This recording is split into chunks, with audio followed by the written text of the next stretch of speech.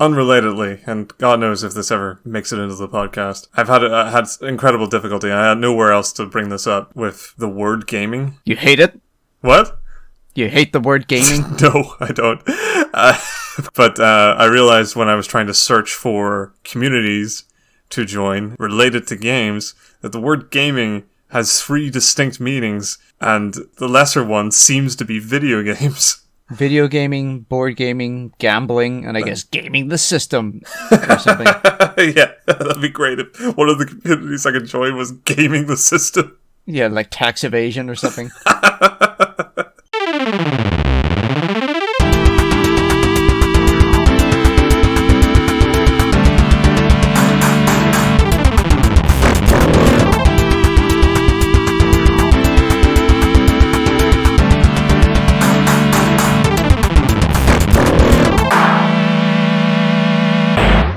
I have some follow-up of my own. First of all, last week I described one of the archons of the Scarlet Chorus belonging to the Kairos legions in Tyranny as the voices of Menat. This is incorrect. It was the voices of Narat, which on its own you fucking idiot!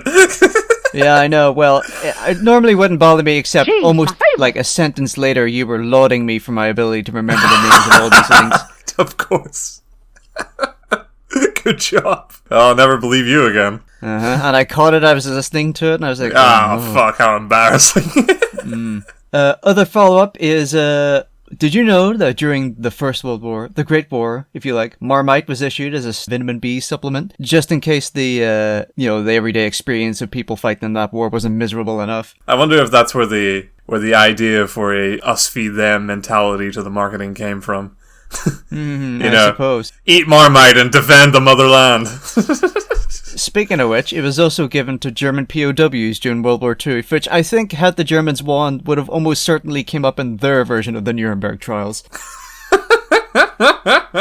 Besides that, I guess there's the fact that Hypnospace outlaw Dev J. Tholen noticed us. Ooh, Tholen-senpai. Yes, he noticed us on Twitter. He said a nice thing. This is only our first actual relative brush with any form of insider of the game industry and or creative that we in some way respect. So very exciting day that was. We're definitely rubbing elbows with the high and mighty. Yeah, I guess speaking on follow-up, we've never done this before, but might be worthwhile to plug our newest venture, which if you like watching video games and can tolerate at least half of our voices, you can check out Vectormen Live on Twitch. That's twitch.tv/Vectormen Live. If you would like to watch Lee drunkenly read news stories on news websites for content on the upcoming episode of Vectormen, tune in to Twitch TV/Vectormen Live. Scathing. Yes, what a mistake that was. But you gotta experiment. Make all the mistakes early on so that when people actually watch, we're not embarrassing ourselves. Exactly. I have to say, I didn't watch it live. I was busy on the evening that you were doing it. But I did watch the VOD.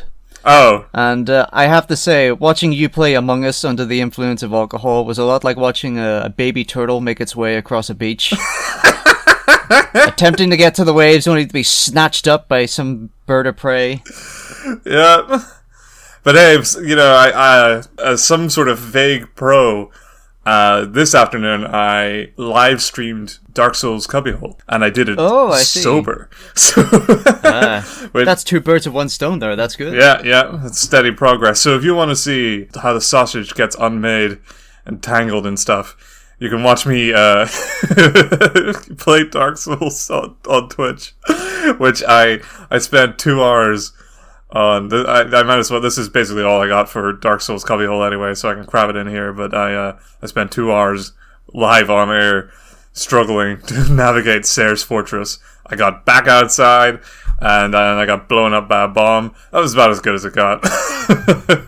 Well, it's called Sen's Funhouse for a reason. I led the stream with the name Watch Me Tackle Sayre's Fortress. Of course, once again, calling him Sayre and not Sen. Mm-hmm. So, well, that should throw off the scent for anyone who's looking to watch that so that they can correct you in backseat game if you snide. You're right. You weren't in danger of being stream sniped, but this should act as double defense. Technically, I could stream snipe you if I had the time or the inclination. Would you? I mean, Dark Souls probably doesn't have crossplay though. You probably would need the PS4 version. Oh yes, that's true. Yeah, that's my barrier to safety there. You'll never double dip.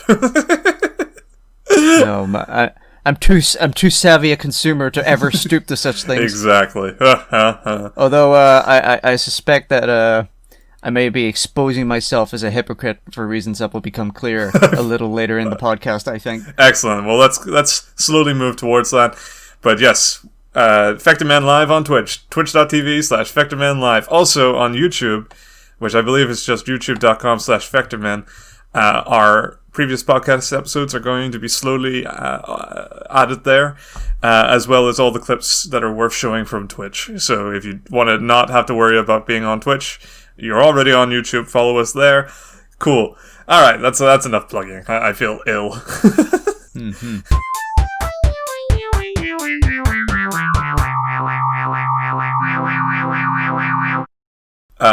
So what have you been playing this week? I already know it's Tyranny.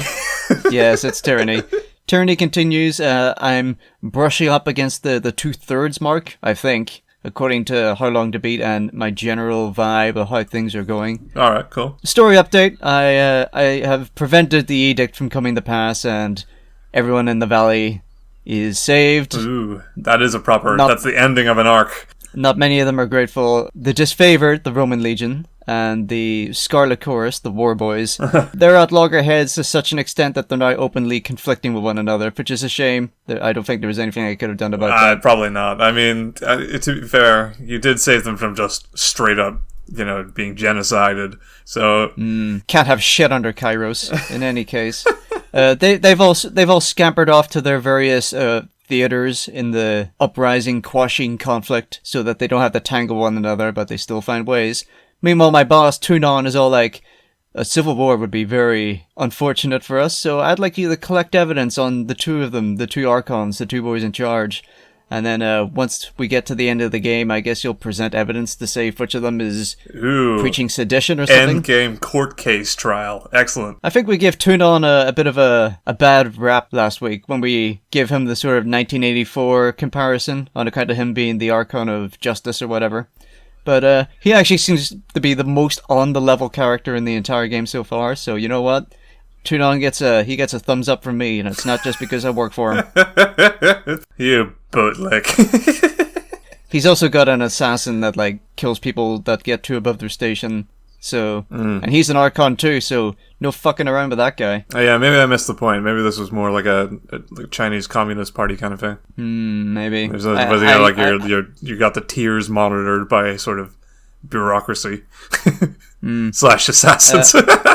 I guess the comparison that I made previously was Alexander the Great, except he had the privilege of dying before he actually had to rule anywhere. So he spared himself a lot of embarrassment. Kairos does not have that privilege, it seems. Yeah. Also, Kairos is also bumping against the problem that the actual Roman Republic had, which was, it turns out a lot of these armies are more loyal to their generals than they are to the state. Ooh.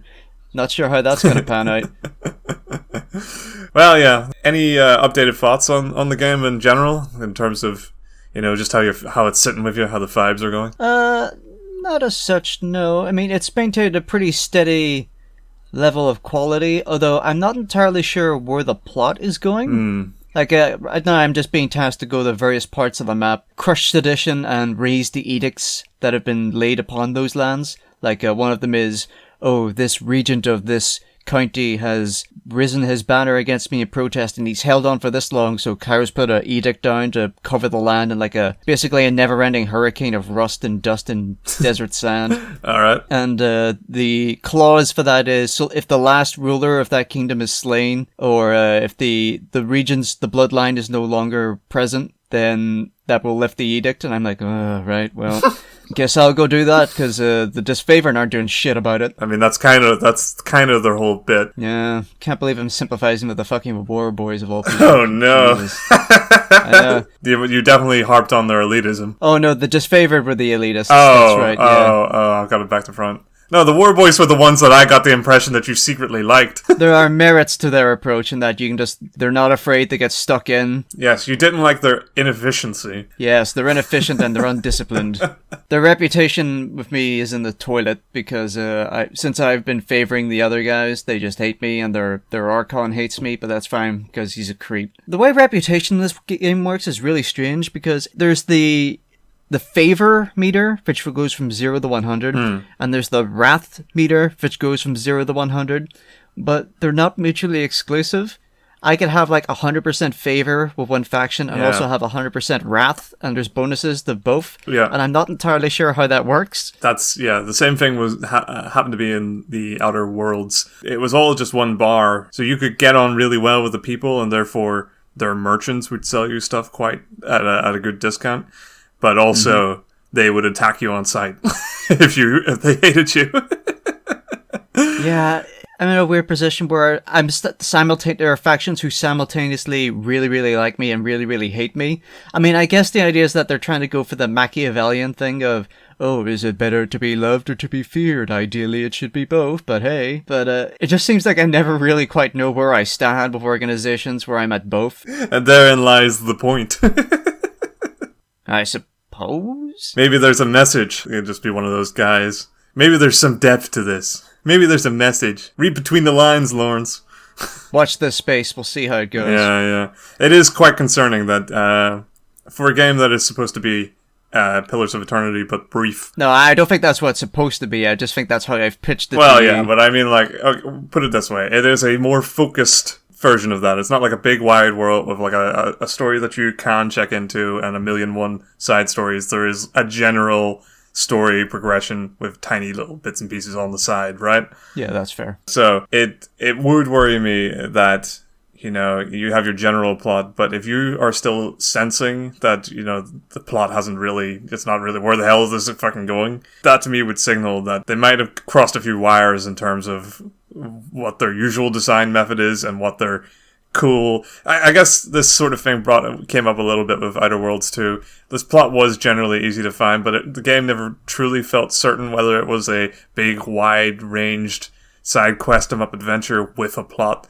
or if it was just plot game with little bits and pieces to entertain yourself as you get engaged with the plot. You know, the world seemed much bigger, or sort of awkwardly on the scale of just big enough to waste too much of your time and distract you from what is a pretty simple and should be targeted plot.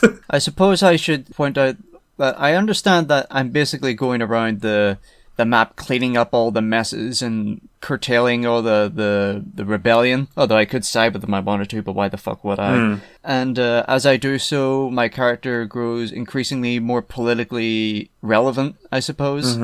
And I can definitely see where the end of my character's arc is, but I'm not certain exactly, once I get there, where I'm going to stand with the regime as a whole. I mean, we still haven't even met Kairos, and I suspect we're probably not going to until the very end of the game, if at all.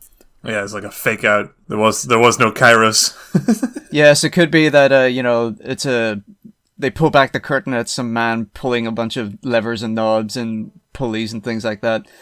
But as it is, the moment I hit the end of my character arc, I'm just gonna have to be like, alright, so am I in charge now, or am I about to get smoked? Or smitten? Or smited? Smet. I'll leave that to the word people listening. The word people. Yeah, email Lee, and I'm sure he'll be delighted to know the distinction, and he can tell me. Yeah, sounds good. See you on follow-up.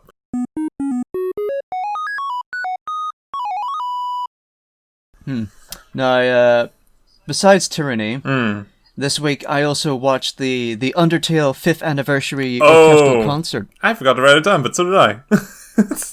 Oh, I'm glad you did. What a swell time. Wasn't it delightful?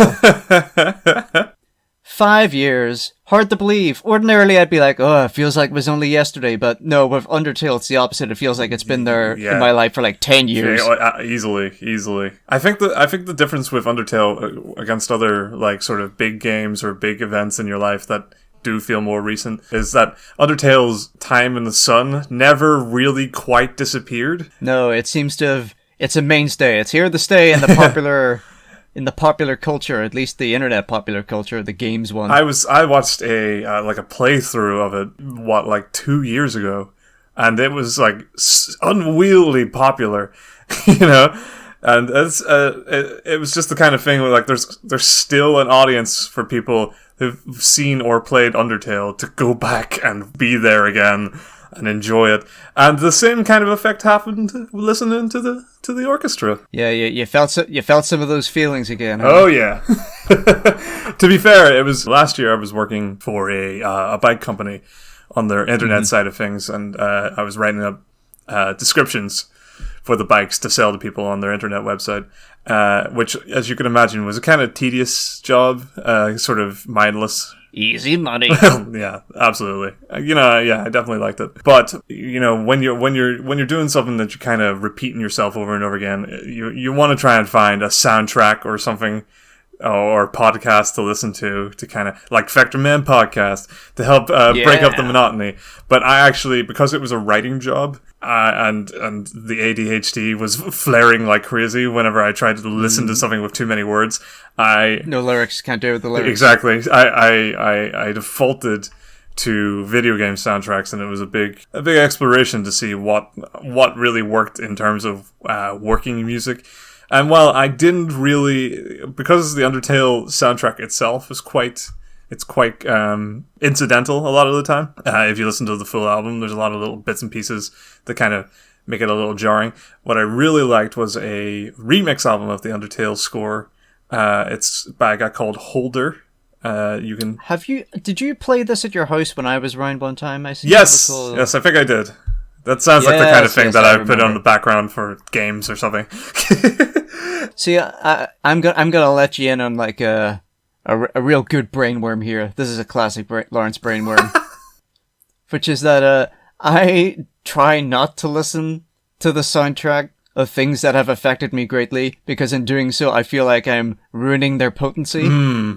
That's not a bad attitude. That's not even a brainwormy thing. I think that's quite sensible. Oh, I don't think it's a bad thing, but I do think it most certainly is a brainworm. Yeah. I'm pretty sure watching this concert was the first time that I had heard that music since I had been to your house. And before I went to your house, the last time I'd heard it was whenever I was watching someone else play it. I would never privately seek it out, because in my mind that almost like dilutes it. Like if I listen to it one too many times, it's like there will come a day where you'll no longer you'll not feel anything. This. And that's unthinkable to me. It's like, no. It depends on the case, but I think erring on the side of caution does feel like a decent move if it's that poignant or meaningful to you. You know, I mean, Undertale, I feel like the context of watching it, I mean, even watching somebody else play it, I was hit all over again without any real dilution of the effects of the characters or the story or the general vibe. But you're right. I mean, I listened to the soundtrack and all, but Undertale is one of the very few games I promised myself I'd never play again, and it's because it had that sort of power, and its whole message was don't be the Undertale guy. Don't fucking cling to things. You know, learn from them and grow and evolve. Don't sink too deep and hold on and replay because you do dilute it. So if there's ever a soundtrack in a game to have left, you know, to try to avoid like oversaturating, probably is Undertale. Maybe a little too late for some of the bigger tracks for me because I've heard them raved up. There's no salvaging Megalovania at this point. Oh, yeah, absolutely. Yeah, there has to be exceptions. But to be fair, I've not listened to the full soundtrack very often. And so hearing it all sort of put into a nice order had me kind of working like, oh, what's that? And where was I then? You know, and it kind of brought back that same effect in a way that felt distinct from the rave fucking work music side of it. You know, it's funny actually, Megalovania, because I feel like that's exempt from the brainworms, because as I was listening to this concert, I was like, there are some tracks here that I don't recognize. Oh yeah, especially to the very end. Yeah, it turns out this is where Lawrence exposes himself as a massive bitch, because Lawrence never did the genocide run. Oh, fuck no. No, I got to the end of that pacifist run, and I was quite satisfied, and then I uninstalled the game, and then I never touched it again. Exactly, as I did too. No fucking way am I going to go back there and ruin that. That's what Let's Plays are for. And even then, apparently there's lines of dialogue in the game that call you out for watching Let's Plays of the Genocide run, calls you a bitch for it. Yeah, whatever. Still, I had some morbid curiosity. This, I just didn't want to have to be personally involved. Amongst other things, watching this did fill me with a seething envy for Toby Fox for basically accomplishing everything that I could possibly want. Also a great pity because he now has to follow up in one of the greatest things ever made. Yeah, that's really batting 10 right out the gate. Is that the term? Say, Deltarune Chapter 1 has done a lot to reassure us, though, I think. Yeah, absolutely. Yeah, surely the scale of accomplishment doesn't really get higher than filling an entire room with Japanese folk listening to your awesome fucking game soundtrack played by a full-on professional Japanese orchestra. I think he tweeted out about it where he's like, he's watching this and he's thinking about the times that he made all these beeps and boops on his computer using like FL Studio, and the imposter syndrome is almost insurmountable. I can't even imagine. I did try and put myself in that shoes while I was listening a bit. You're like, man, it really goes to show how absolutely translatable to this form his music was. That how just incredibly well written and diverse that it could actively engage on an orchestra level. Especially when at the very center of the orchestra in the middle of the room there is an icon dedicated to him. In that sort of conductor's position. Pretty wonderful. Oh. But yes, I mean, at the same time, it was kind of a bit like a rock concert when you're waiting for that last song and you know it's going to be good. It's like, yeah, alright guys, let's be real. You're not leaving here until you play Bohemian Rhapsody. Exactly. That sort of thing. It made you. That's what I like about orchestras. They're classier. They don't go through the bullshit. Yeah, the wave. They have a glass of water now and then, and they'll have a full on intermission, which I'm all about. Everybody likes that. Everybody likes to have a break. But yeah, anybody who hasn't watched it, absolutely wonderful stuff. I mean, obviously, taste comes into this to some degree, if you're not really into orchestra stuff or soundtracks. But I mean, at least consider it. It's a pretty monumental thing for an indie game to warrant such a tremendous send-up, and for a piece of work, sort of fucking piece of work like Undertale. The man was invited to the House of Sakurai to play Smash Brothers together. My goodness.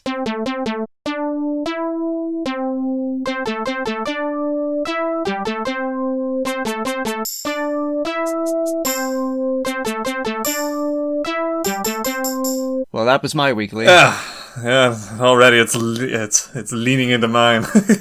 A perfect segue. A graceful and elegant transition from one to the other. And you had to scupper it by bringing it up. I'll just cut it out. I have that power. Oh, yeah, that's true. Let's stay with the Japanese and talk a little bit about anime with Anime Cubbyhole number 2. Alright. I watched Beastars. I have been waiting for this day. In its entirety? In its entirety, of course. Lovely. Isn't it delightful? Isn't that opening delightful? Isn't it thirsty as fuck? Oh, I've been listening to it all week. Not even all week, it's been 2 weeks. Literally every day I've opened Ali's Wild Side. But it's a banger. It's soft. Oh, it's so good. Have you heard anything else by them? They're wonderful. Oh, I'm sure I'll probably delve into them at some point. It turns out that jazz thing wasn't a one-off. They're kind of like a weird troupe. Ooh, yes. I think, right after I'm done with the seatbelts, I'll probably move on to them. Worth a look. I mean, there's not a lot of songs in their repertoire. They mostly do EPs and stuff. But it's not a bad sound there. So, I mean, recommended. Anyway, Beastars. For those who don't know, Netflix hot furry action. So it's you know what? It's been 2 weeks and I didn't write any of the names down, so let me quickly look at them. There we go. So for those who don't know, the show follows a grey wolf called Legoshi, who is attending a school, a sort of high school for animals in this world, populated, I assume, solely by animals. I don't remember there being any humans, which is good. No. I mean, they all are humans in reality. It's just with their weird animalistic traits included. And boy, does that show not shy away from the animal Oh, bits. yeah. Starts off with somebody getting super fucking murdered for food. So Legoshi's kind of the shy wolf guy who is his crux is he is fighting his own carnivore instincts in a sort of omnivore university where there's a carnivores and herbivores attending. It's like Zootopia, but a little bit more hardcore. Yeah. And instead of a police procedural, it's like I guess a high school drama, but it gets a bit Yakuza near the end. Weirdly, because you would think surely if anything between the two would be the more hardcore, would be the police procedural, but I guess not. Yeah, no, absolutely. It's the far more affecting parts are everything to do with the school and living life as these animals. I think this might be the horniest show I've watched in some time, because my goodness. There are some sequences where the camera is like a 20-degree tilt away from this being like going up in age rating. And it's pretty high up there at the beginning. I can't imagine it getting much. I feel like porn would be less thirsty. It would be more just boring rawness. Beastars is going out of its way to be sexy as fuck. And it wants you to buy into the fact that these animal people really just are all instinct. Which, I mean, great shit. It's fucking hilarious. They're animals, like. They're just fucking animals. So yeah, I mean, generally it's about Legoshi. He meets a rabbit girl called Haru, and he basically the first episode is about the fact that he almost fucking straight up murders her. But then slowly it uncovers that this show is actually anime romance, and despite his impulses, he really, really fancies Haru. Meanwhile, they have a third party, Louis. I'm not really sure which one the actors wanted us to say, because they call him Rui. Yeah, it's Louis. I take it you watched the sub then? Oh, yeah, of course. And he's a red deer, and he's the up-and-comer for the Beastar, which is sort of like the Nobel Peace Prize for solidarity between races or something. Yeah, something like that. He's also intense as hell. Yeah, he is a fascinating fucking character.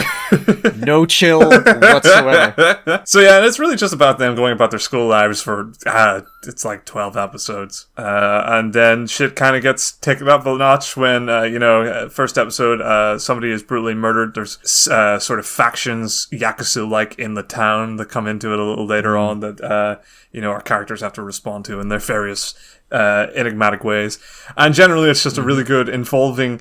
it's the closest to like a soap opera I think I've ever watched, but I guess it's more like a crime drama in some respects. But I think the meat of the story is mostly like a romance. Yeah, that seems to be the core. Yeah, it's certainly the part that I really enjoyed the most. Yeah. Kind of felt jarring when it dips into other genres. Not like this real life story. When it jumps into like a crime drama, it's really fucking like, whoa, okay, I don't know if these two things go together. I mean, they do. It's fine, but it's strange. I think it definitely goes places that Zootopia is too scared to because of the Disney thing. Like, I think it was the point where they meet the mayor, and he's like a lion or something, and it says he needed to get cosmetic surgery to make himself look more appealing to voters, to take away his fangs and give himself gentler features. And I was like, yeah, pretty harrowing. Generally in terms of the commentary or sort of the parallels to real life, it actually is quite good. There's a tendency in these kind of things to get caught up in the metaphor, or try to see what the metaphor is, try to work it out, like what is the one-to-one here that the artist is going for, that the writer is going for. If there even is one. Exactly. What I found was stop trying when watching Beastars. There are two kind of shows. There are one that work almost explicitly in the metaphor that they're trying to build up to, and then they hit you over the head at the very end, like bam, that was the metaphor. That was where it was all going. And then there's this is just a concept with a lot of parallels to real life that is meant to bring out something in your life, but we're not explicitly saying that this is any one thing. It's just its own world with its own rules. That just so happens, if you think about it, might have a few things in common with yours. I don't know. I like to view this thing in terms of there being two layers. The first layer is context. The second layer is subtext. You can enjoy it purely in terms of its context, that is to say, the surface layer stuff, the show, and the characters, yada yada, all the things that you can see and hear. And the subtext being the themes and the metaphors and the whatnot. A lot of people might see subtext where there isn't, or maybe there is, but it's not in the places where you would expect it. I feel like it's like a pyramid where you need to have the context and then you build upon that with the subtext. Like, did you ever watch FLCL or Fooly Cooly? Nope. That was a show that was no context and all subtext, and it just seemed incomprehensible. And then people are like, oh no, it's meant to be incomprehensible because it's a metaphor for puberty and the uncertainty and the yada yada. And I'm like, yeah, okay, whatever, but like it was just incoherent the entire time. Yeah. I feel like I seen what was the opposite version of that lately, which is I watched an episode of Pendleton Ward's latest work. I'm trying to get the name of it. Okay. The Midnight Gospel. It's a show on Netflix featuring basically a bunch of sort of esoteric interviews, which are, I think this makes it more context and subtext because, while they are talking about higher meaning ideas in this sort of animated form, and that these conversations are just sort of real conversations, the idea is that they are telling you where their position on this is the entire time. So there's nothing subtextual about it. This is constant thoughts about something that they're trying to piece together. There's not really a subtext to it in my head. It's really just sort of listen, see if it grabs you. If it doesn't, it doesn't. It didn't grab me at all. But and that's why I think that if it's all context, it shares the same problem of just being a base without a spear to the pyramid, I guess. But yeah, Beastars has the best of both worlds. I did like one idea that, or in terms of themes that I wasn't explicitly mentioned, but I think people would probably like to dig into a little further than I did, which was that it's a lot of what it's talking about is introverts versus extroverts. Oh yeah. Legoshi, hashtag so relatable. But I think it's also, all the characters are shades of the spectrum, so it's not just there's one camp that are introverts and there's one camp that are extroverts. It's kind of just there's a type for everybody, and the sort of reactions those types have. I guess you just call that human beings, and it's not all that interesting a metaphor, but it's interesting to think about the kinds of personalities out there that fall under that spectrum and where they might fit in with society. Yeah, I just like the work they put in to sort of make this society work. Like, hey, in Zootopia, did you ever wonder to yourself, so like, what are all the carnivores eating? And then the question is never answered. You're just wondering, okay, but like for real, how did this society come to be without them eating something? This is impossible. Beastars exclusively says, oh, they're all eating like high protein foods, like, eggs and things like that. But, if you want, there's a place down the road where you can get some of the real stuff, if you know what I'm saying. Wink, wink. Exactly. Yeah, it really does stand up functions. Also, it teases out the corners of the society in really nice ways. Like when Legoshi is explaining to like that really cool old panda dude who's just he's just the coolest. Like he's too cool to be in this show. It's kind of crazy. Yeah, of course. And like he looks at him funny. He goes, "What are you, some kind of pervert or something?" Like, are you sure it's not just some kind of creepy fetish you have? This thing with the rabbit girl. Here's some porn. That'll do the trick, right? Just let me know if that's still doing it for you. And Legoshi's like, all right. Okay. God, he's just the coolest. He's a great character. Oh, there's so many great characters in this. Even like other characters that are set up to be kind of antagonists or minor antagonists and stuff like that. You end up feeling a lot for, like Bill the Tiger. Oh yeah, Bill the Tiger. I have no idea how to feel about Bill the Tiger. It's like, this guy's kind of a shit. Yeah, he's a wreck. But he's just like the wrecks you know in real life. Yeah, I guess everyone's just kind of cool with it. Yeah. Except when they're not, but then they go back to being cool with it, so I'm like, not sure how to feel about this guy. The characters they're not really, there's no black and white characters, everybody's got an edge to them, some deeper meaning or deeper undercurrent in motivation, and that, I think, makes the difference in how this could have went terribly wrong or terribly right. I mean, like, Zootopia, entertaining film, I think we can all agree. But I wouldn't say it's a very deep film or that the characters invite you back. You watch it once or twice and you laugh. Well, I mean, they do build a nice world, but it's nice looking, but it's a bit superficial. Yeah, exactly. I think superficial is the right word for it. I think that Beastars dips a little into superficiality later on when it starts to hit the crime stuff, because then it's kind of fitting in sort of genre blends that I don't know if they needed to be there. Like it kind of gets a little action heavy. I don't really view these things in terms of, did it need to do this? No, it's just like it has done it. Do you like it or not? Yes or no? And I like what it's doing. Yeah, no, of course. It's a real 21st century show, and what I mean by that is in the 90s it would be like, will they, won't they, have they got together yet? And in this point it's like, no, they're together. It's just like, have they fucked yet? No. Can they fuck? Can they fuck? Have they fucked on screen yet? Yeah. No, not yet. Some people have, so I mean, why shouldn't they? Is it because we're supposed to like them? It's because he's too much of a coward.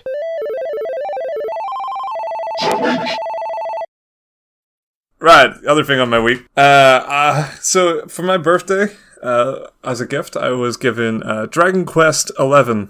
Oh. Which, it's echoes of an elusive age, as its terrible subtitle says. I was actually really excited for this game. And here I'm going to talk about something I'm going to call missing the vibe. Uh-oh. Foreshadowing, huh? Alright, so to be clear, straight off the bat, I haven't given up on Dragon Quest. I absolutely intend to play this, and I know it gets good, and it's still really early on. This is some prefacing, Lee. Yeah, exactly. But here's the thing, right? I wanted this game, I don't know, like a year or two ago. I was really excited for this. I had been eyeing it up for a while. I even played the demo, for God's sake. A demo in 2018, or 19, whichever it was. The game was always too expensive to justify, but so I never really quite jumped the gun with it. But, since then I've been sort of hoarding a fragment of my brain saying, but someday there will always be Dragon Quest XI, won't there? And I want to stress at this point that this wasn't mean I was fixated on the idea that Dragon Quest XI was going to be like this splendiferous adventure that would tick all the boxes for me. I know that these things are hard to get off the ground. I mean, for God's sake, I love Persona 4, but fuck, the first time I played it, the first couple of hours, I really struggled to get into it, because I didn't know what I was in for. But I did know what I was in for this, to be fair. The only things I know about Dragon Quest is that, one, they're massive in Japan. They're big in Japan. Alright. Akira Toriyama works on them for the art style. Right. And I also know that they're grindy as fuck. Mm-hmm. And on that basis, that's why I've avoided the series till now. Yeah, that's perfectly fair. The whole thing, I was excited to play it for two reasons. One was I had played the very first Dragon Quest, and I liked the world. I dug it. And two, Dragon Quest 1 is grindy as fucking balls, and I was into it. It was kind of my test. It was my test game. Oh, that was before the fatigue had set in. What do you mean? The grinding fatigue. As in culturally, or like personally? No, I mean like personally. I mean, for me, it was like the reason why I stopped playing Pokemon games because it just became like an exercise in grind, and I was like, nah, I'm not into it. It's for the same reason I don't really play MMORPGs anymore. Begging your pardon. No, I mean, I agree in general. I just find that there is a place for those kind of games, but as I'm finding now, there has to be a mood for it. And at the time, I was in a mood for mindless grind-a-thons, which was working out well because I had been playing... I played the original Dragon Quest, and again, a very, very simple game that is almost like all grind. There's not really any puzzles, there's not really any depth to the combat. It is just grind your way from one level of monster to the other, and eventually you are strong enough to beat the last monster. The other game that I played around this time, I think, was Pokemon's Shield. And again, as you've alluded, Pokemon is all but grind. No, the other way around. It is only grind. And, but I really, really enjoyed Pokemon Shield. I mean, obviously there was a lot of people who didn't realize it for the lack of depth that it offered. But I was into that at the time, and I was really happy to have that in my life. And so, in and around this ballpark, I started weighing up, okay, what if Dragon Quest 1, or let's just follow the trend, The next thing. I've heard Dragon Quest is grindy as fuck. Maybe this is it. Maybe this is the time I get to play a brand new Dragon Quest. I mean, maybe I'm the guy who Everybody knows a guy who plays one type of series. Maybe I'm that guy for my friends. Nobody in this fucking country is going to play a Dragon Quest game, but I'll be the guy. You'll be our inside source when we need the Dragon's Quest scoop. Yeah, I don't know. I don't know when these conversations come up, when you need a comparison to a game from another game, and somebody goes, it's a bit like Dragon Quest. Yeah, that's why I did Persona 1. Yeah, exactly. And how beneficial that has been for comparisons on this podcast alone. I feel we bring it up quite often. Usually in a negative light, but... but... I'm not going to say that underpins what I'm trying to say.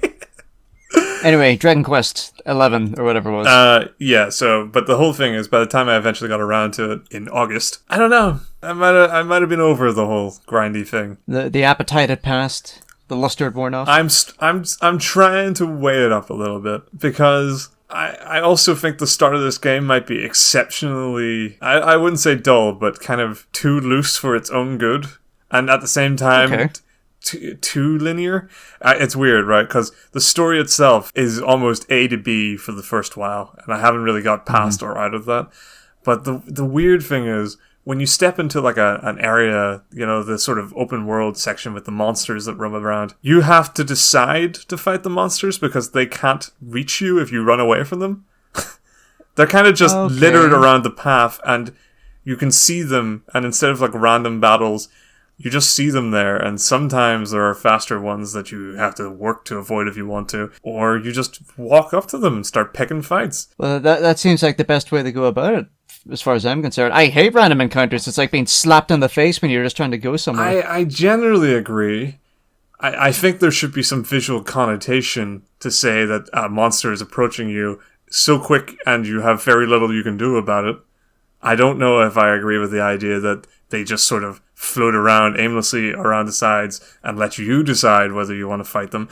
Because here's the thing. You're playing this, the monsters are getting stronger as you go around. You're not exceptionally strong as a character from the start. At some point, I assume the game is saying you gotta lean in and start fighting these things.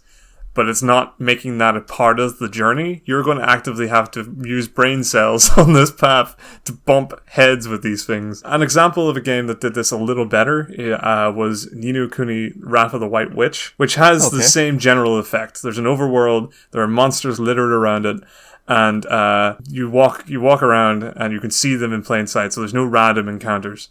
But the monsters, until you sort of level up and get to a certain speed or a certain strength, they are usually fast enough to just burn you down and catch you. You can look at an area and go like, I don't want to run through 10 monsters, but I could probably deal with 3.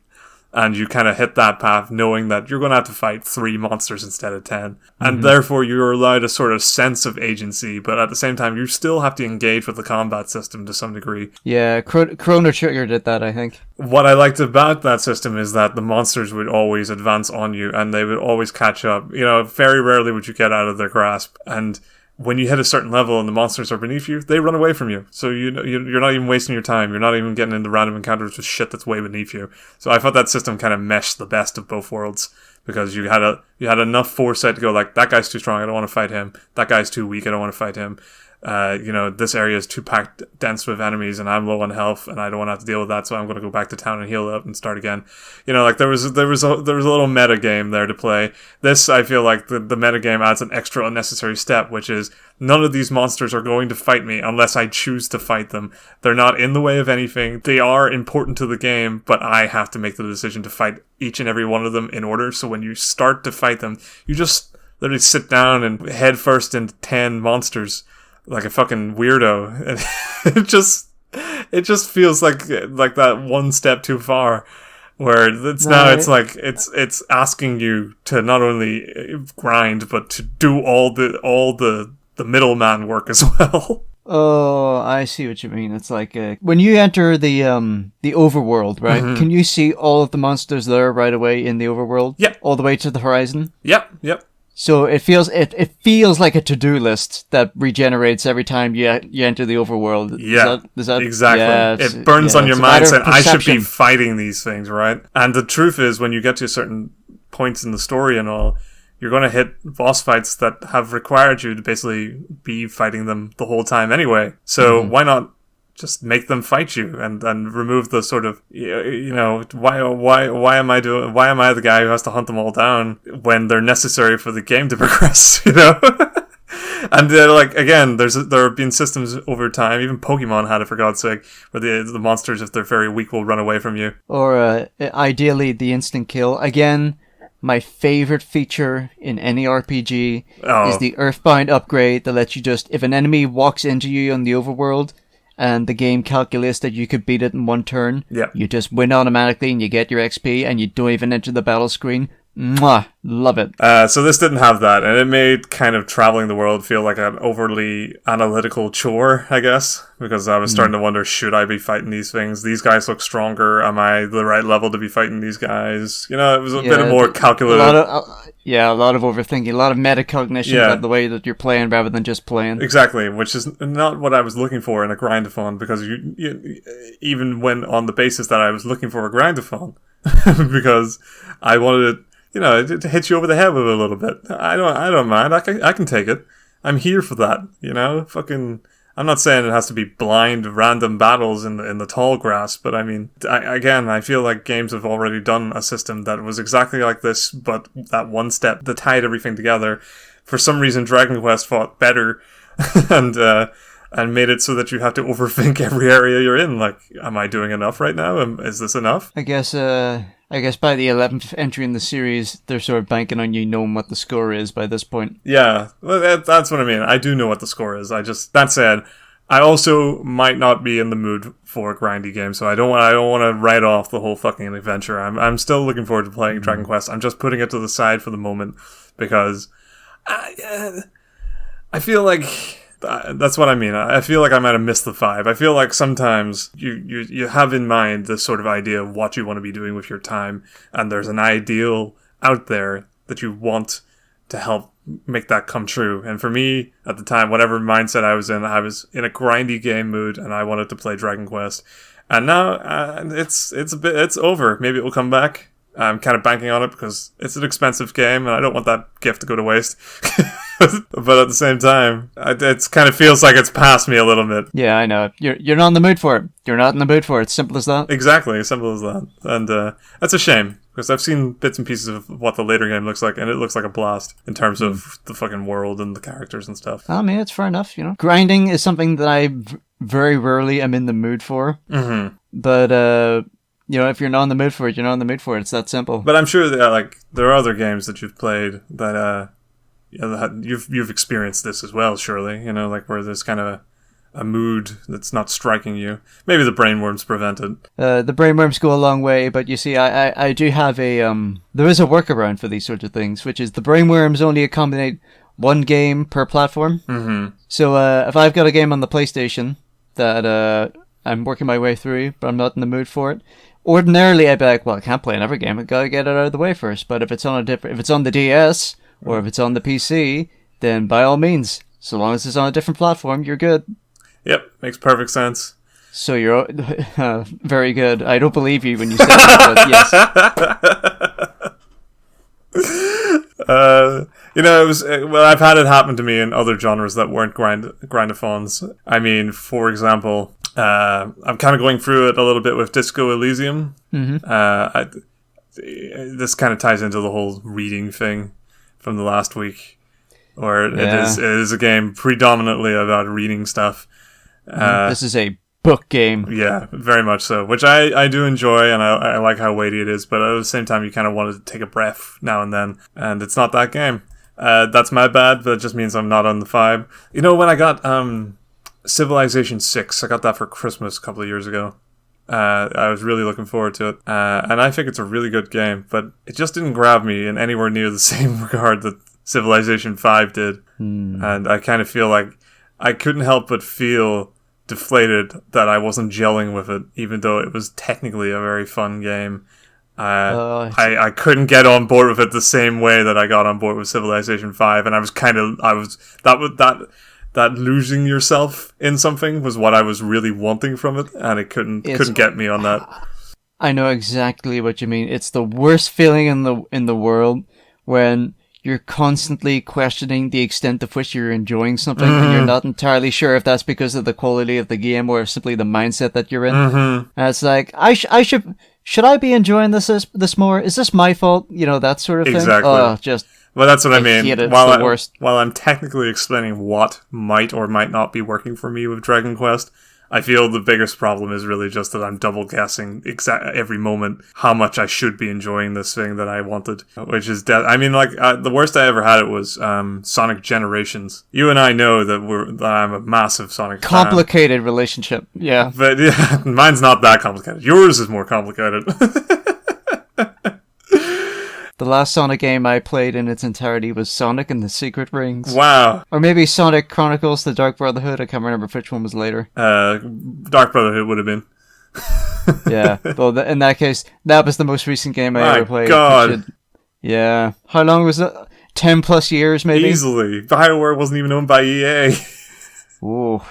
Yikes. Like, the whole Mass Effect series hadn't happened yet.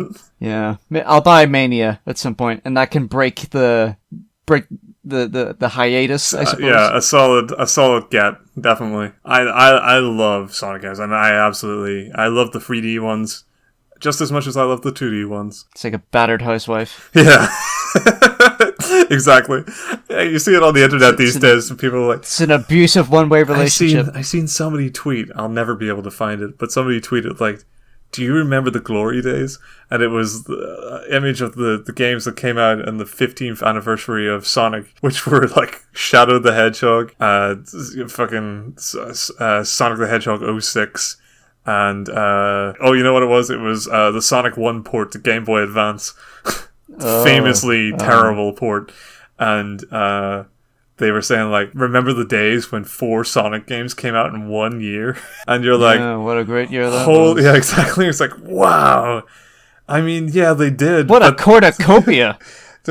Exactly. You're looking at it and you go, like, you know, sure, I guess the frustration comes from the fact that the last big Sonic game that came out was Sonic Forces, and it took, like, 4 years to make... And it was dog shit. And it was fucking terrible. So like, you not only now are you waiting more time for Sonic games to come out, there isn't even the chance that within like the 5 outputs, one of them you might half like. You know, now you're waiting 4 years for a game that's shit anyway, instead of 4 shit games in 1 year. I can't wait for the vastly superior comic line that'll come out that'll follow up in the story of this game. Exactly. But I remember about Sonic Generations, obviously being excited because it was a big deal, and it is a genuinely good game. The whole time I was playing it, I just second guessing it the whole time, just thinking, is this all there's going to be? I just keep wanting more. I really enjoy this, but I want it to be more, and I want to get lost in it a bit. And it wasn't really that kind of game. It was kind of more like a burn through it, enjoy it, and it's done. Come back in a couple of years when you forget how it plays. And that kind of that was a bad signifier of days to come. Foreshadowing. Yeah, Sonic Colors and Sonic Unleashed, 2 games I really enjoyed. I ended up enjoying more than Sonic Generations, and then since then I haven't enjoyed a Sonic 3D game. Maybe that was just the straw that broke the camel's back. Yeah, maybe it was the pinnacle of what could be done, and now there was no more light to be had. It was like, I'm beginning to think in the year 2018 that this 3D Sonic thing just isn't working out. I don't think this is very good. You know, ironically, I guess he doesn't have legs. But I'm bumped.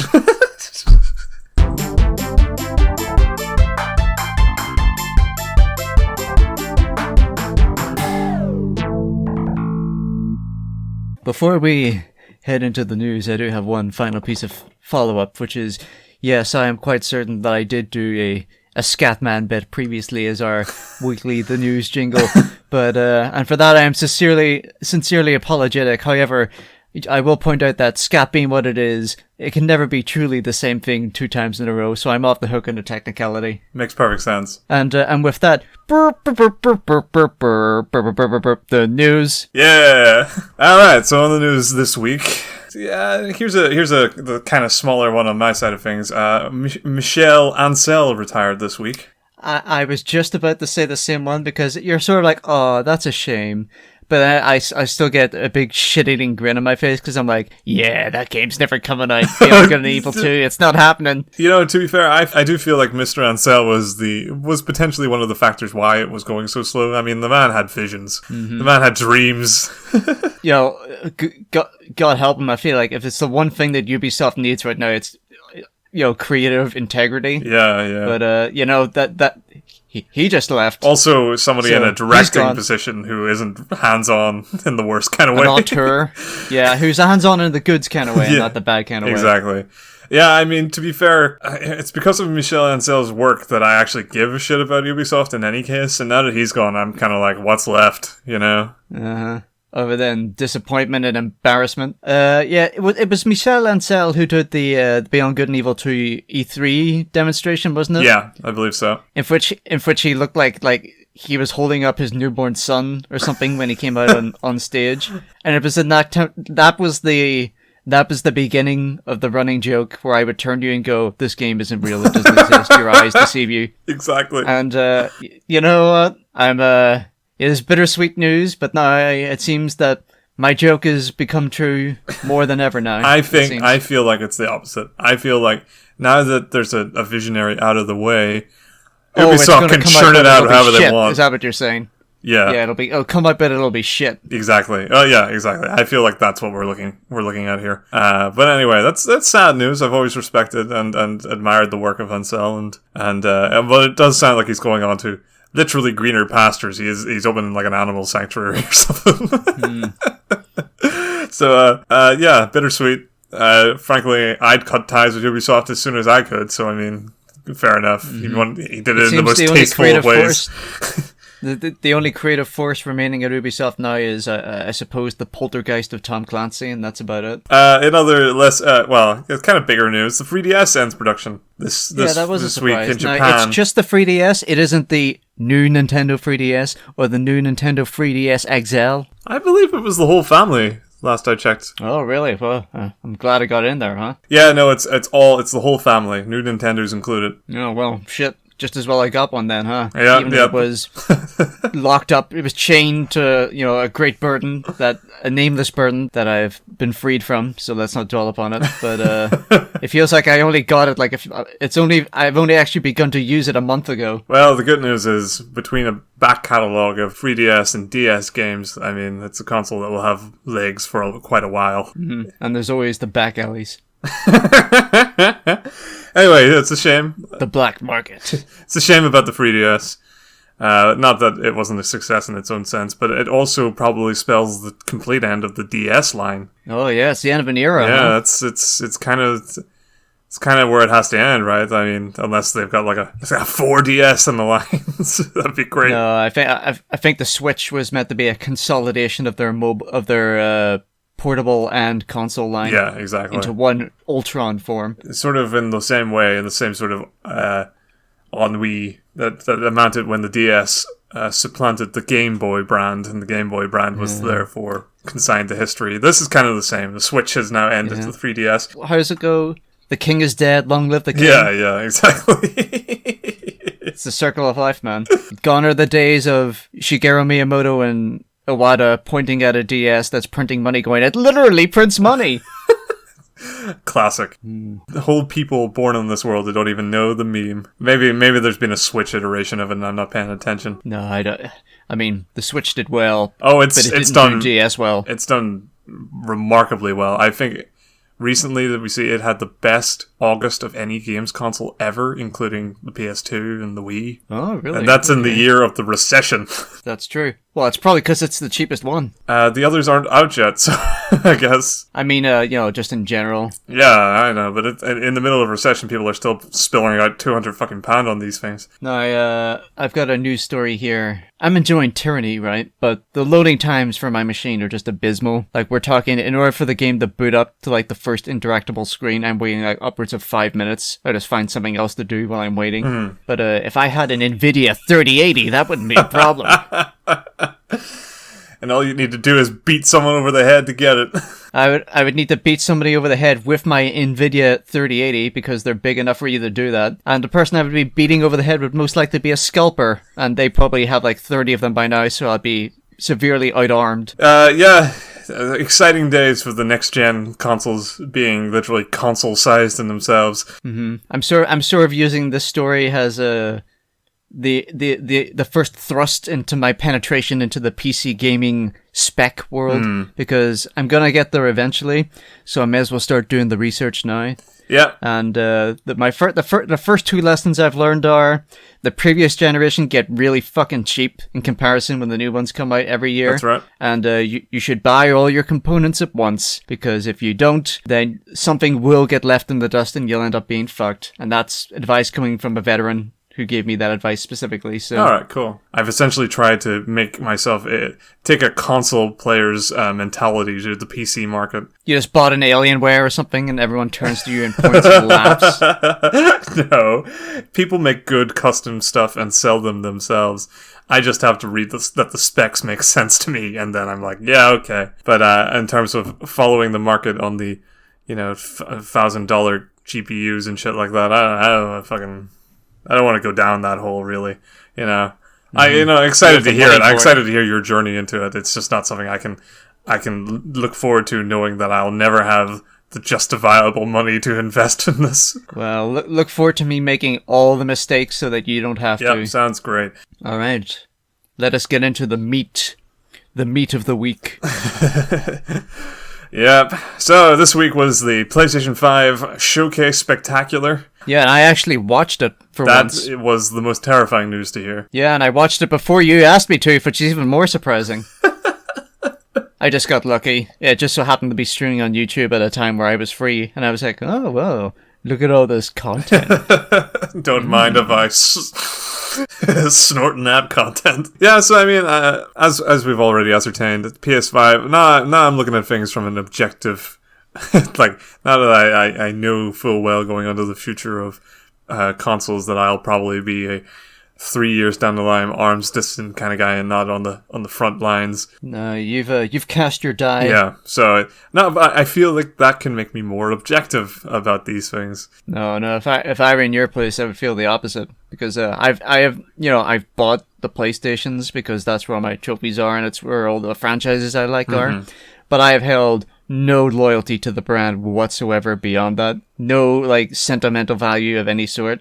And we're in your position, where I basically, cut the bridge rope and went, no more! I would be now in a point where I'm actively, biased against them by that point. Well, you're probably a little right, because one of their announcements was something called the PlayStation Plus Collection. Oh, yes, where it's not backwards compatibility, but they're making a shit ton of PS4 games, all the iconic ones, if you like, available for download. Yeah, exactly. If you have a PlayStation Plus account and you have a PlayStation 5, you automatically get whatever the greatest hits of the PS4 in terms of the, not even just Sony's output, but also some of the other companies that have worked with them or generally in partnership with them. This stuff is wide ranging, as Uncharted 4 to Fallout 4, that kind of stuff. To Bloodborne. Monster Hunter, things like that. Now, I wanted to ask, are they saying that if you have PS Plus, you're getting access to all these games for no additional charge? Yes. That is, well, I mean, I'm still a bit unhappy about the reverse compatibility thing, but that's quite a deal. Yes. Value for money wise, that's pretty good. But here's where my now newly formed brand anti-bias was working. Was when I heard it, that the terminology in the little drop for this wasn't very distinct, and what I had interpreted was two things. One was what it turned out to be. When you get a PS5, straight off the bat, you have a bunch of PS4 games that you can download with your account, with your PlayStation Plus account, and that means you just have an added benefit. You have stuff there to go. Yeah, it's some good shit in there. What it was indistinct enough for me to hear, and therefore frantically Google after the fact, was that of those games listed, the PlayStation Plus collection was sort of their backhanded way of not only shutting down... moaning about the lineup. Yeah. Not only shutting down a lot of what was compatible with the PlayStation, because obviously they've stated that only 100 or so games will be compatible PS4 to PS5 from launch, and that they'll patch in more as they go along. But it also read to me like you might need your PlayStation Plus account to play anything backwards compatible. Ooh, did they say that, or is that just you speculating based on what you've seen? That was just me poorly interpreting the advert, because the kind of way it was set up, it just like, it was the games you would expect to see first backwards compatible available games all in one place, and they called it the PS Plus collection. It's like, you can get on board with these if you own them. We're tying this to PlayStation Plus, meaning you'll need to have that, which made it look like you can't play your backwards compatible games unless you are subscribed to PlayStation. I was like, oh, that's awful, but isn't the case. But that's where my new bias game is to expect the worst from PlayStation. Yeah, see, it's already starting to happen. You've got to confirm your pre-existing notions, because you've picked your side. It's the Zeal of the convert. That's what it is. Alright, so where do you want to start? So, FF16. Yes, that was right out the bat. I have to say, I was impressed by the sensible haircuts. Comparatively. Final Fantasy, I do like it, even if I haven't played a lot of it, but it does have a tendency to indulge itself to the extent of becoming a bit of a self-caricature at times. Just a little. Just a little. So when you see this one, and it seems to be in some kind of miserable medieval setting with lots of political intrigue from people with sensible haircuts, then I sort of go, oh, yeah. What's this? It does, what's going on? It did make an impression for the first time in a long time, I felt, from Final Fantasy. I perked up. I was awake. This looks like the kind of world where you could conceivably see your main character like standing in a pile of horse shit and going, ah, or, catching cholera and dying. Because I was like, stables? And like, there's like dirt all over the place. Yeah, people are messy and muddy and they're wearing like sensible clothes for the period. I'm like, this is crazy. Final Fantasy. What's happened? You've changed so much. Exactly. I like it. A scene that I'm sure is pivotal to the entire story of the game, but also dramatic in the trailer, as a little girl watches a man's face get cut open and the blood splatters all over her, and you're like, Jesus, Final Fantasy. I think that was a boy, which just goes to show that something's never changed. Of course. A boy with a long haircut in a dress. I'm glad that Final Fantasy has gotten to the point, like, it's so established that we can see chocobos in a semi-serious war setting and not immediately go, what the fuck am I looking at? What is this? This is the stupidest thing ever. We can just see chocobos and go, oh yes, this is a very gritty war battle scene. Shall we talk about Hogwarts Legacy? Let's. Back in the good old days of the late 1800s, where a trans was just a snappy way of saying transfiguration. And where burning a TERF was just something you did to keep the fireplace going. Oh, those were the days, those simple halcyon days. Can I just say that now that we're all re-examining the Harry Potter series with a more critical eye, it's very obvious that if she knew that this was going to be a young adult series as opposed to a children's series, she wouldn't have called it Hogwarts, because that is a very silly name. Yes. Like, we've said it so many times that we don't even, like, acknowledge it, but it's called fucking Hogwarts. Like, the warts on a hog, like a pig. Yeah. And this is kind of like I wouldn't say it's a gritty standalone fare, but it definitely has, like, dodge mechanics. Yeah, they've got, like, Dark Souls dodge mechanics where you're fighting dragons and shit. So it is certainly, it's rather violent for something that is literally carrying the name Hogwarts in its fucking title. And it's set in a period where, like, I don't know, maybe Grindelwald will be there. That'll be nice, but except it won't. That's like, there's options available. Well, I mean, like, as a kid? Yeah, as a kid. And you can be like, I can kill him now. Change the timeline. That'd be great. Yeah, I mean, it looks really fun. This is where I kind of become bad with these things, is that I struggle to assign emotions to trailers. But I watched this all with Maria, my wife Maria, And, the initial excitement, like, oh, you'll like this. This is the Harry Potter open world game from the guys who made the Mordor game that are tangentially related to the guys who made the Mordor game. I don't know which is which. Mm-hmm. You'll really like this. Asterisk. You like that. You'll like this. Kind of. Asterisk. And she was disappointed that it wasn't essentially open world in a Skyrim sense, that it was very much tied to Hogwarts. Well, that's the game that everyone's been asking for like the last 10 years, isn't it? They want to see the open world Hogwarts game. Yeah, and I think that's fine. But she said, I don't see how this is much better than the PC game where you got to explore the entirety of Hogwarts for the Philosopher's Stone. Those were good games, though. They were good games. That's what I mean. And I think they were definitely good for their day, especially in the movie tie-in market. But so it didn't grab what should have been the ideal audience, I guess, and someone looking for adventure with a theme that was suitably comfortable. But I don't know. I thought it looked fun. It showed off a little bit of the broomstick action. That's what I'm really there for. Rowling is not directly tied to the project, but she probably still gets profits though. So buy pre-used, gang. Yeah. And there's always other ways and means, extra legal ways and means.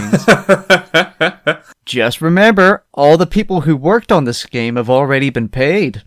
Just something to think about. Yeah. I mean, if you have a friend, if you just so happen to have a friend who had no conscience, you could always wait till they buy it and then borrow it.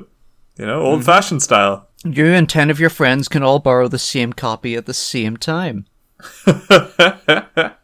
Yeah, so that was pretty good. What else we got? Well, I mean, there was a segment dedicated towards COD Cold War, I suppose. Oh man, that looked so fucking boring. Well, I mean, it was a nice set piece. That's about all I can really say. They're always a nice set piece. It wasn't even like an exciting one related to the Cold War. It was just kind of mindless in a Michael Bay sense, Yeah, it's like, they had a really fast RC. That's true. Boy, that was a really fast RC. Like the moment I watched that, I said to myself, "That's a fucking fast RC that it can outspeed all these cars." My plane that's about to take off was that scene from the end of Toy Story where the RC car has the rocket on its back. Yeah, I was kind of expecting somebody to edit a GIF of that at the very end, but it was Call of Duty, so nobody cared.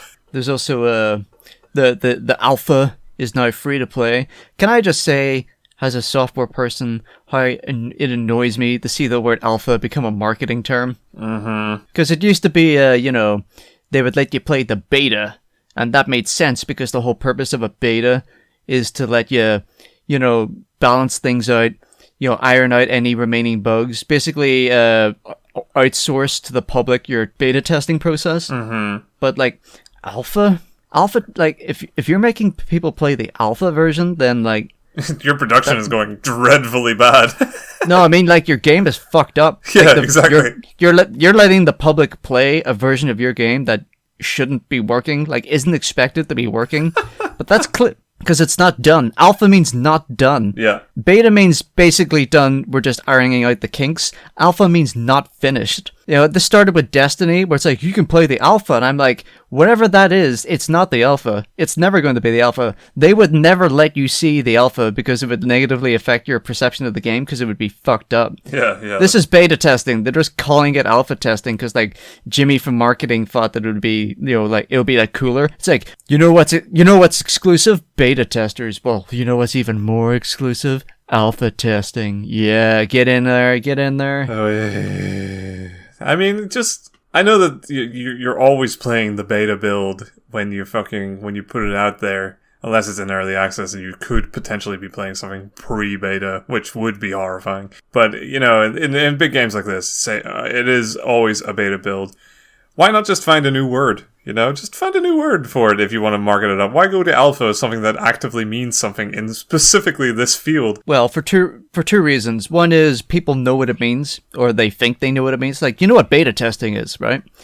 So if you say to people, alpha testing, we're giving you alpha testing access. Not only does alpha sound cool, because it makes you feel important, but because you know what beta testing is, you can sort of infer what alpha testing is, so it works as well as a marketing term because there's no further explanation required. And it's also because marketing people don't care about technical terminology, so why would it bother them? Well, yeah, no, I understand the rationale behind it, but surely if marketing has got free reign over this, they can find a fucking better word than alpha. Even that's kind of is a little nerdy for the mass markets they're trying to draw in here, right?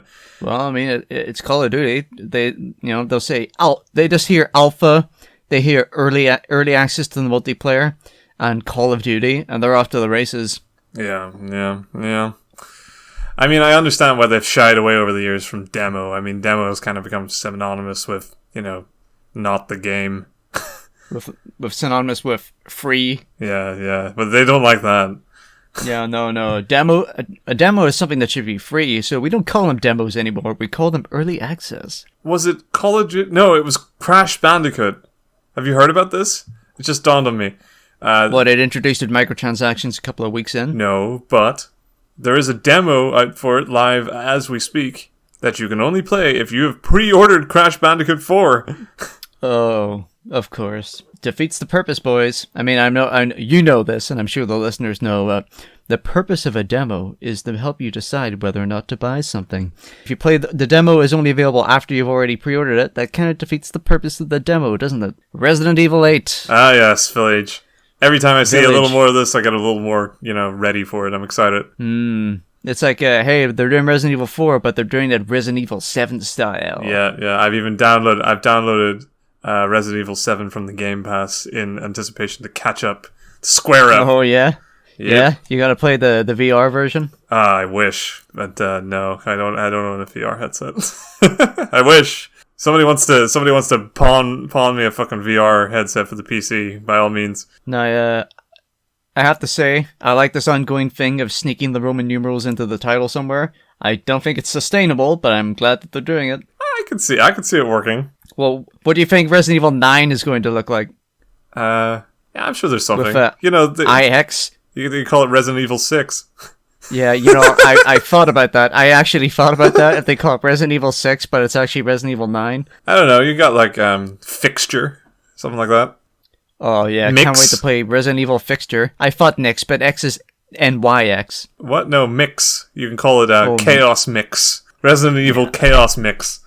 No, that makes no sense. That's like a Sonic pinball game, Chaos Mix. There's gotta be. All right, I'm going to Google it now we've gone too far down the hole. Words ending in IX. Crucifix, huh? Ooh, that's a good word.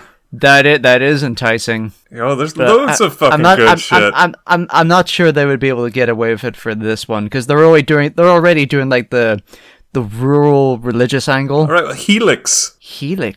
That could be a whole company. That could be an umbrella corporate competitor. Yeah, like Double Helix. But as a subtitle though, or I'm not sure. Matrix. Probably shouldn't, but you could. Mm-hmm. I like this game. Phoenix. Ooh, that's not bad. Phoenix could work actually, because it's about coming back from the dead, right? Hey, zombies. Yeah, that's right. Dominatrix. I'd like to see it, but I don't think it'll play. I love that your first answer is I'd like to see it. Yeah, I think we've got the point across anyway. There's some good ones. Generatrix? I've never even heard of that. That sounds a little too much. I would be intrigued if I heard that. And there's apparently something called a super helix. Oh. It's a bit much, but says never say never, Resident Evil 9, Hendrix. He's back! Anyway, so wait, one thing. The guy at the end of the trailer, did you see him? Is he supposed to be the Resident Evil 4 shopkeeper guy? I don't think it's meant to be him. It's just, hey, guess what? We've got a merchant. Okay, well, that's good enough. It's not the merchant, it's a merchant. Yeah, he did have a different voice and a different look, so I was kind of like... It's not the same guy. It's just a sort of, hey, look what we're bringing back. It's a merchant, but it's this region's merchant. Yeah. Alright, well, that's because, good. Because that was one thing that Resident Evil 5 was sorely missing, amongst other things, was it didn't have a merchant. Didn't have joy. You just bought your stuff between missions, and it was really boring. It would have been really nice to have a cool, wheeling and dealing sort of African merchant. That would have been nice. Oh, yeah. Like a sort of more native version of... Not native, let's try that again. A more localized version of, Drebin from Metal Gear Solid 4. Ooh, yeah, Drebin. That'd be cool. Yeah, you know what? If it was just Drebin, I would have been pretty happy. Oh yeah, like cross the series. That would have been sick. That would have been great. I love Drebin. I was quite attached to him by the end of that game. I mean, he was just an info dump of a character. Yeah. Well, I mean, it was MGS4 was just an info dump of a game. That's true. Still, I like the more intimate approach that they've been taking with Resident Evil recently. Mm-hmm. I like the diverse, well, if that's the right word. They've split the series up with the remakes with your classic over-the-shoulder perspective, and with 7 and 8, they're doing the first-person thing. I'm glad they stuck with that. Yeah, definitely. I was afraid they would throw it out. There's always the temptation that they would go back to bad habits, but they've really stuck with the Ethan stuff with the first-person and the more intimate stories, and they're getting artsy with this one. They've got like a sort of like fairy tale. You saw the sequence, didn't you, of like the Coraline shit that got going on? Oh yeah, that's right. Yeah, I actually said Coraline at the time. Yeah, you sit forward and you go, "Oh, what's going on? I'm intrigued." It's like, hey, you know what? I'm glad that they're not being stale. Like they're keeping just enough stuff from the old stuff to make you to keep you. They've got the feel of Resident Evil. Yeah, and you're like, they're putting old fans at ease, but they're keeping it just remixed and just enough fresh stuff to really keep you interested. You know, at this point, they're bound to realize that Resident Evil has survived some drastic changes in tone. I think we could handle some sock puppetry. In any case, you know what? I'm excited for Resident Evil in a way I haven't been for a while. So, all right, DEATHLOOP. DEATHLOOP, yeah. Arcane Studios, it's like, hey, did you like Dishonored? Did you hate to have to reload every save because we reward you for not getting caught during missions and you get caught a lot? Well, guess what? We've taken most of the stuff out. It's just action now. Hooray! Yeah. To be fair, this confirmed something that I was mostly excited about, which was that it's kind of a puzzle game. Yes, it's got a bit of that, it's like the Sexy Brutale, a game that I've never played, but I've heard a lot of things about, where it's about looping through a day. It's like Majora's Mask, but with more like puppeteering people, tricking people into doing certain things. One mission in Majora's Mask which is like specifically about being in all the right places in the right time to get one mask. It's like that, but a game, which great, it looks great. I just like Groundhog Day loops in general. Yeah, I'm not tired of the concept yet, so I mean, keep them coming. All right, so help me out here. Is there a name for this aesthetic? Like the Austin Powers, Incredibles, The Man from U.N.C.L.E., like the 60s spy aesthetic. Is there a name for this? Because I want more of it. I'm almost certain there is. Like it's got like nouveau in it. It's like a French term, probably, but no, I don't know it. Let's just say spy chic. Spy chic? Like, there has to be a TV tropes page for this sort of thing, but I could never find it. Good fucking luck. Alright. What else we got? I mean, I'm happy to see it. Clearly, it's earned its niche. There are a lot of people like it. It's got its own little corner of the world, and it's doing well, but I have to say, if you had told me to way back when, little Lawrence Jr., when he was playing Abe's Exodus on the PS1, that this was a franchise that would have the longevity to last all the way to the PS5 period, I honestly wouldn't believe you. Nope. Oddworld's still a thing.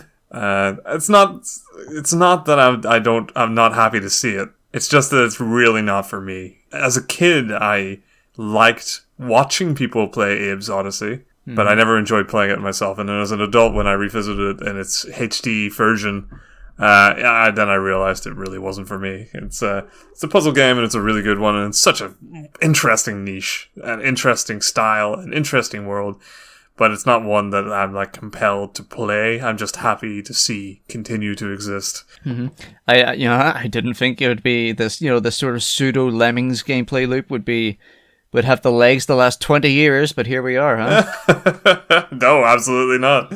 Yep, that's Oddworld Soulstorm. We never actually said the title of it, so there we go. It seems, I do like the idea of it, and I've watched a few Let's Plays of it. I've never played any of them myself, you see, but it seems every time I glance away from the Five Nights at Freddy's franchise and then look back, they've added they've like made another 2 of them. Like, I was like, 5 came out, okay, and I look away and I come back and it's like, there's like a sister location, and there's like a pizzeria simulator, and there's like an RPG now. What's going on? Yeah. Oh, the RPG, I forgot about that one. And then, but what is this one? Like, the trailer didn't make it look very clear, but it almost looked like you were allowed to walk around in 3D. I think it might be like, it's like Amnesia sort of thing. That's actually interesting. It is. Did you know there was a VR version of? I did. They've basically made a VR game that's a remake of the first 4 of them. No, the first 5 of them. Oh, like the first 5, instead of being still sitting in a chair swapping between camera angles, you can now play them in VR. I mean, I've been watching a Markiplier Let's Play. What in God's name would drive you to do such a thing? Well, I mean, if you're a big fan.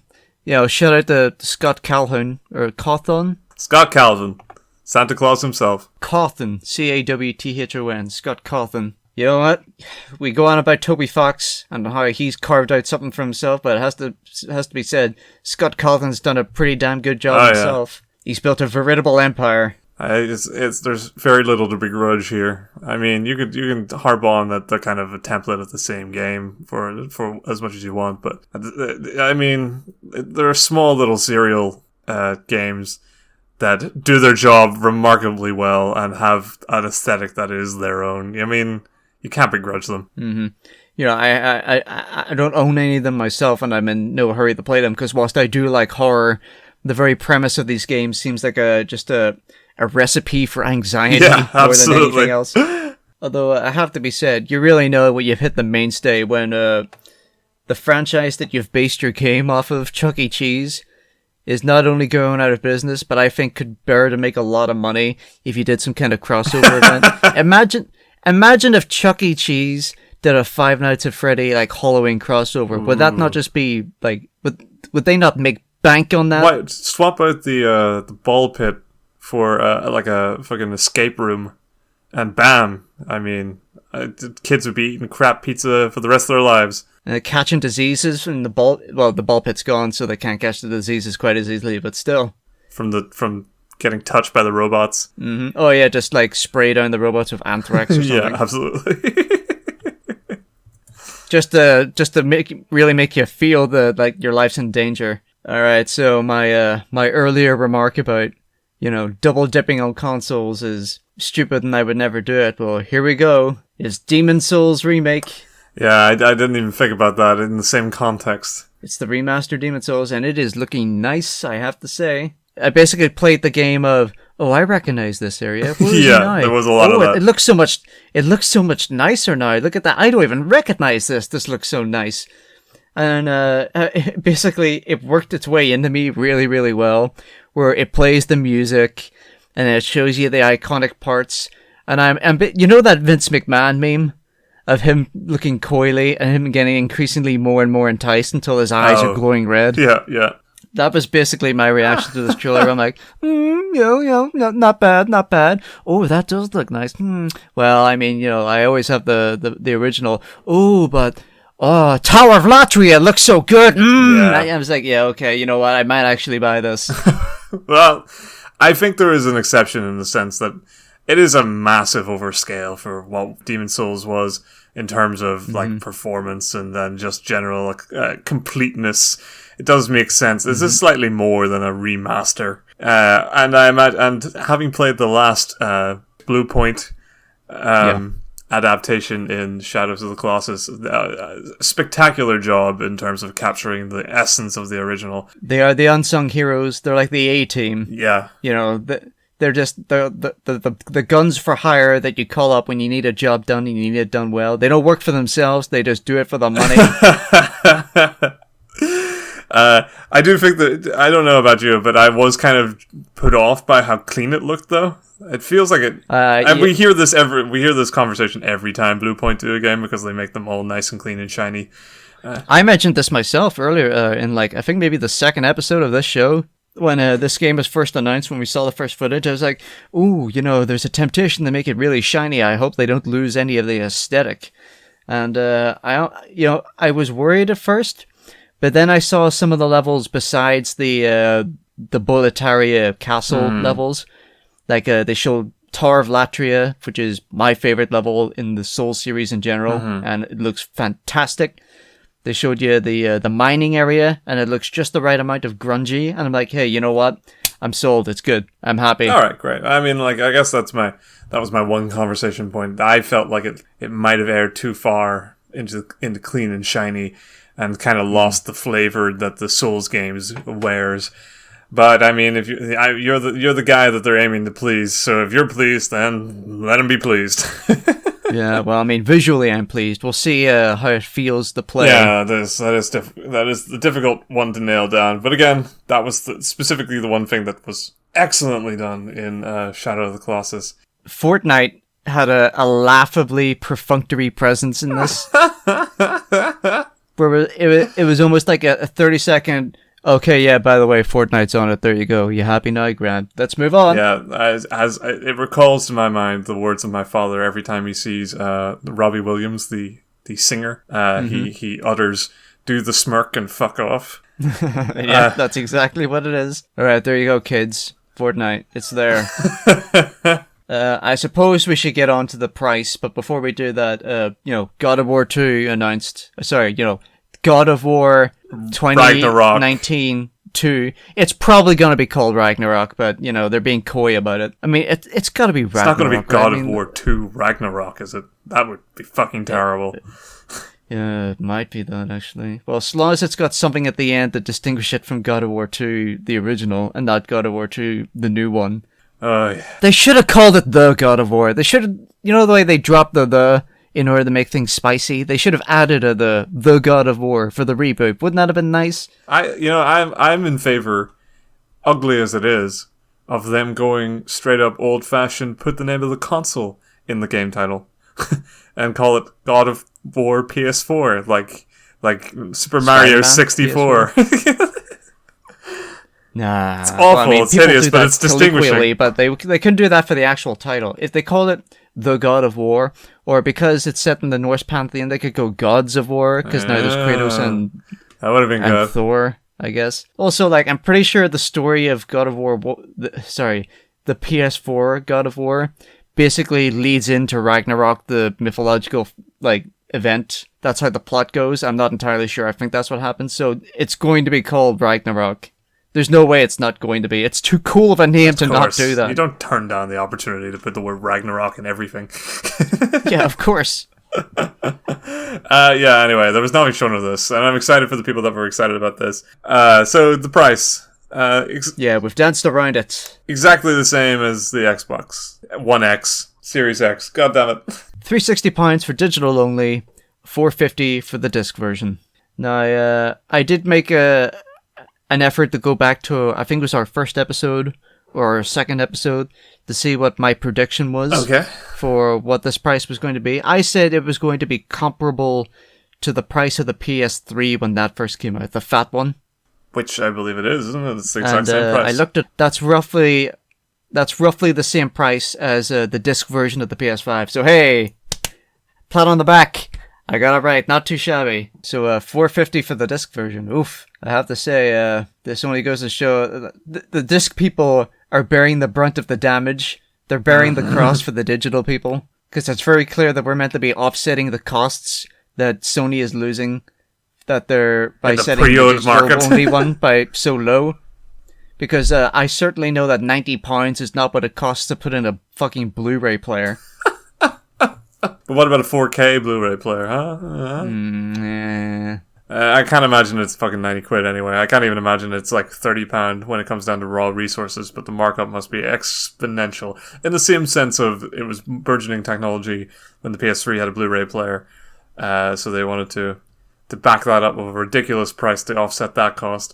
I mean, people have been saying it for the last 10 years, but I see on the horizon the collapse of the used game market, because they're finally doing it. They're going digital only. This is the first step. They have tried this shit before. Not PlayStation, but Xbox has tried it with their arcade version of the Xbox 360. So this isn't brand new. No, but I feel like everyone's doing it now. They're slowly but surely pushing you in the direction of the digital only no disc version. Mm-hmm. And I don't know if it'll be next generation or the generation after that, if that even happens, But eventually there will come a day where digital only will be the only option. Yeah, well, it's funny because, ironically, in a lot of sense, the console market is the only thing keeping physical game media alive. I mean, PC gaming has long left that market, really. Well, I mean, it's not like Sony gives a shit about GameStop or whatever. You know, that would be funny that you say this the year before there are no more GameStops. Mm-hmm. That's one company I'm not sad to see go, that's for sure. Yep. But yeah, I mean, I guess the interesting talking point is whether that weighs up particularly well against the Xbox Series X, you know. It was interesting to see Sony had good console exclusives, far better than Xbox have. But, you know, in terms... I still feel like the Game Pass is a deal sweetener that costs about the same as PlayStation Plus, but has a lot more variety to it, you know, and that's kind of what it all comes down to these days. Which console plays my free game machine most? Yeah, see, that's where you and I differ, because I never use those kind of subscription services. I feel like they put you under pressure when I want to play at my own pace, not at the console's pace. Yeah, makes sense. So, which is why I'm so sad to see the used game market go, because basically all of my console games are pre-owned these days. The last 5 years I've been playing pre-owned games on my PS4 and PS3. I mean, CEX, I picked up Resident Evil 5 for fucking $250. What a steal, Jesus. Yeah, I'll probably get the disc version, but I imagine once enough time has passed, the price difference between the two will plateau out, because it's not like, you know, the people reselling the consoles or having the offset for the inclusion of the hardware. It's true. So I imagine if you're popping in the CEX or GameStop, if it's still around for some reason, and you see a pre-owned disc version of the PS5 and a pre-owned digital-only version, I think they're going to be roughly the same price. Maybe like a £20 difference, you know, for the cheek, but that's about it. Well, all I know is I got my invite, and I'm on the list. PS5 right. Day one, baby. If you didn't go on your massive tirade. By the way, did you notice after they unleashed the price, the guy, I don't know who his name was, like Sony of America or whatever. Yeah, whatever that. He was like, so now you know, in a manner that to my ears rang a little petulant. Like, there you go. You got it. So now you know. Get off our back, Jesus.